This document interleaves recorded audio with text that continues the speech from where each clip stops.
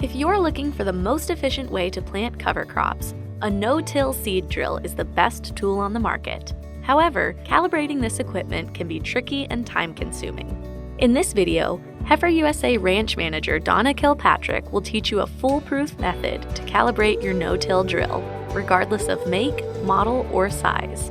Stay tuned until the end of this video for more resources on cover crop planting from Heifer USA. So, if you want to learn the fastest, easiest way to calibrate your no-till drill, let's get started. So at Heifer Ranch, we use cool season annuals and warm season annuals, and we do that by using this no-till drill. And today what I'm going to do is show you a very inexpensive tool that you can use to make the process of calibrating your drill very quick, simple, and the best thing is it's accurate. We'll be using a seeder meter from Burkus Manufacturing to calibrate our drill. The seeder meter works by weighing the seed sample distributed by the drill against the planting rate recommended for the seed mix, which we'll explain a little later in this video. This tool can be used to calibrate any style of no-till drill, making it a valuable asset to all cover croppers. So the drill that we chose to buy is a HAYBUSTER 107C. The reason that I went with this one is because we live in a very rural area, and this was available at our local John Deere dealer. So went with this one, and I've been incredibly pleased with it. Yeah, so you want to calibrate your drill for a very obvious reason, and that is you don't want to underseed and you don't want to overseed. So if we were planting, a single variety of seed, we could go to this chart up top and it would tell you what rate to plant. At Heifer Ranch, we plant a great diversity of seeds, so often our mixes will have 10 to 12 different seed varieties. That chart is not going to give us that information. So using this tool, we can figure out what our planting rate is going to be. Calibrating the no-till drill means determining how frequently seeds fall from the hopper to the ground. This process is especially important when you're planting a mix of differently sized seeds, like we did with our cool season annuals this year. So we've got Austrian winter peas, we've got black oats, there's cereal rye in that, winter triticale, annual ryegrass, nitro radish, impact forage collars, there's vetch and lentils. But since it's such a diverse mix, obviously we've got to calibrate the drill. The method we'll be using to properly calibrate our no-till drill involves loading a sample of the seed mixture we'll be using, manipulating the rate at which seeds are dropped, then measuring how much seed was distributed until we reach the desired amount. For this cool season annual mix from Green Cover Seed Company, the company recommends a planting rate of 120 pounds per acre. Using our seeder meter, we'll know we've reached the correct seeding rate when the tool is balanced and level. When we received our seed mix from Green Cover Seed Company, they provided a recommended seeding rate, which we'll use as a starting point for our calibration. Based on the sizes of the seeds in the mixture, Green Cover recommends a seeding rate of 12, which we'll set using the crank on the left side of the drill. This crank determines the rate at which seeds fall from the hopper as the drill drives, and is the main target of calibration. All right, so before we calibrate the drill, we want to make sure that all the seeds from the last planting are cleaned out. There's two handles here. If I pull this straight out, it's going to clean out the seed, and then I'm going to push this back in. So we've cleaned out our drill, and the next step is to pour in a small amount of seeds from the seed mix that we want to calibrate the drill with. Okay, so this is our seed hopper. We're going to take our test from this main hopper. So we're going to pour our seeds on the right side. So we're going to be able to isolate it and collect those seeds in a plastic bag. Then we'll be weighing them. So in order to test and collect some seeds, you've got to pull off one of these tubes. So use your handy dandy pliers here. You're going to push this little clasp and then just pull up and your tube's going to come right off. So I like to use plastic bags, and I just put the bag on there, put the tube inside slightly, wrap it around, and then secure it with a rubber band. Pretty straightforward.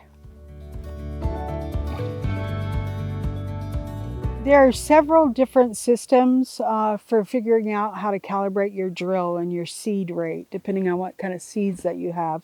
And most of them, without this tool, require quite a bit of math. If you want to get one of these, which I highly recommend, we'll put a link in the description so you can go right there and get yourself one.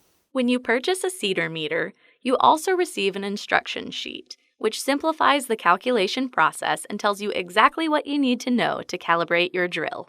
First, you'll need to know your row spacing, the distance between the small seeder wheels that distribute seeds as the drill travels. This varies based on the drill's make and model, but our row spacing is 7.5 inches, so that's the number we'll be using in this demonstration. Second, you need to know the circumference of the drill's large drive wheel. We measured this by wrapping a tape measure around the wheel, but it may also be in the drill's user manual. Based on our measurements, the drive wheel circumference is 5.3 feet.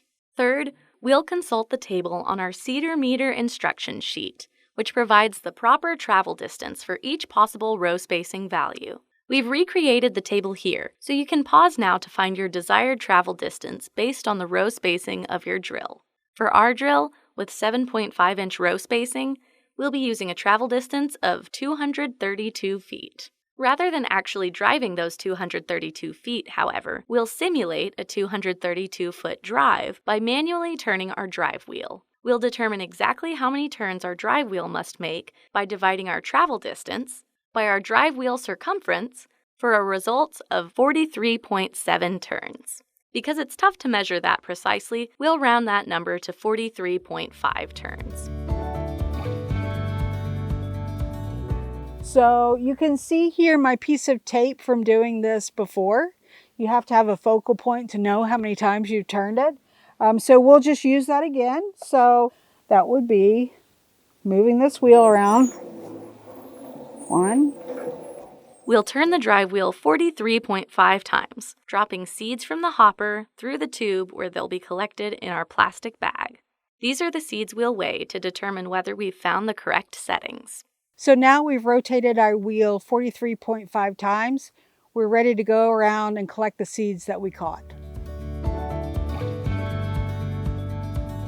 These are the seeds that we collected in our test.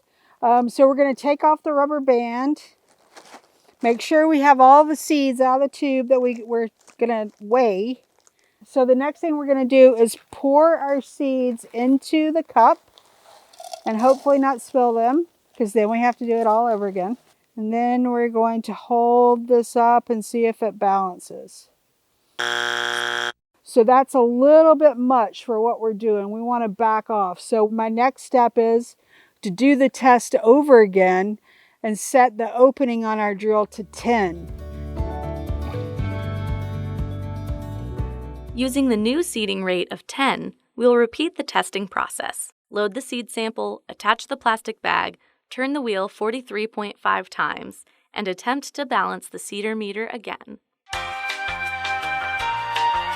Okay, so we set our drill to 10. We closed the gap that the seeds are coming out. We obviously got a little bit less seed, which is what we're going for. So let's take this off. Okay, and we're going to put this into our scale and hopefully be a little bit closer this time. This seed opening was set to 10 on our drill.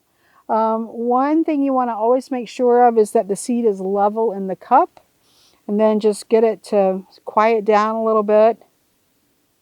And then let it go. And you can see our bubble is right in the middle this time. So that's exactly what we wanted.